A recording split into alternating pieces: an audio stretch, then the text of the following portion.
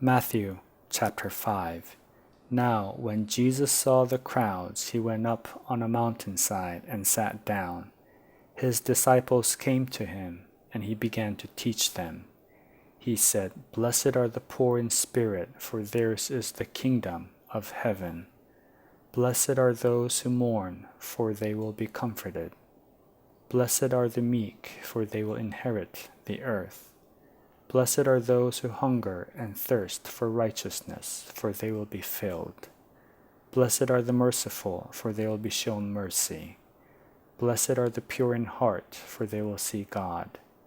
Blessed are the peacemakers, for they will be called children of God. Blessed are those who are persecuted because of righteousness, for theirs is the kingdom of heaven. Blessed are you when people insult you, persecute you, and falsely say all kinds of evil against you because of me. Rejoice and be glad, because great is your reward in heaven. For in the same way they persecuted the prophets who were before you. You are the salt of the earth, but if the salt loses its saltiness, how can it be made salty again? It is no longer good for anything except to be thrown out and trampled underfoot. You are the light of the world. A town built on a hill cannot be hidden. Neither do people light a lamp and put it under a bowl. Instead, they put it on its stand, and it gives light to everyone in the house.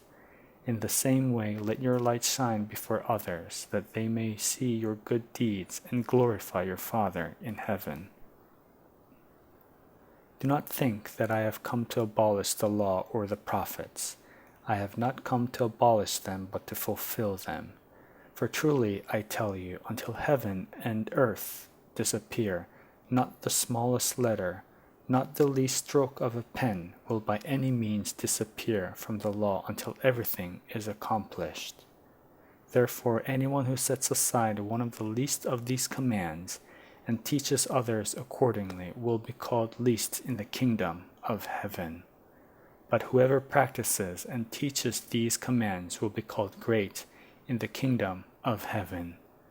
For I tell you that unless your righteousness surpasses that of the Pharisees and the teachers of the law, you will certainly not enter the kingdom of heaven. You have heard that it was said to the people long ago, "You shall not murder." But anyone who murders will be subject to judgment. But I tell you that anyone who is angry with a brother or sister is subject to judgment. Again, anyone who says to a brother or sister, "Raka," is answerable to the court. And anyone who says, "You fool," will be in danger of the fire of hell. Therefore, if you are offering your gift at the altar, and there remember that your brother or sister has something against you, leave your gift there in front of the altar. First go and be reconciled to them, then come and offer your gift. Settle matters quickly with your adversary who is taking you to court.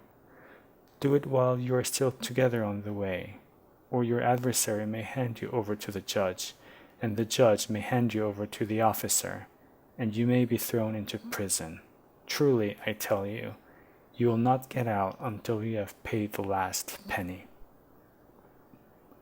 You have heard that it was said, "You shall not commit adultery." But I tell you that anyone who looks at a woman lustfully has already committed adultery with her in his heart. If your right eye causes you to stumble, gouge it out and throw it away. It is better for you to lose one part of your body than for your whole body to be thrown into hell. And if your right hand causes you to stumble, cut it off and throw it away. It is better for you to lose one part of your body than for your whole body to go into hell.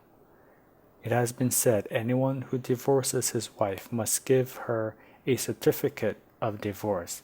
But I tell you that anyone who divorces his wife, except for sexual immorality, makes her the victim of adultery. And anyone who marries a divorced woman commits adultery.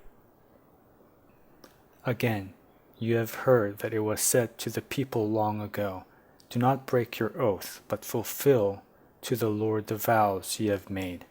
But I tell you, do not swear an oath at all, either by heaven, for it is God's throne, or by the earth, for it is his footstool, or by Jerusalem, for it is the city of the great King. And do not swear by your head, for you cannot make even one hair white or black. All you need to say is simply yes or no. Anything beyond this comes from the evil one. You have heard that it was said, eye for eye and tooth for tooth. But I tell you, do not resist an evil person. If anyone slaps you on the right cheek, turn to them the other cheek also. And if anyone wants to sue you and take your shirt, hand over your coat as well.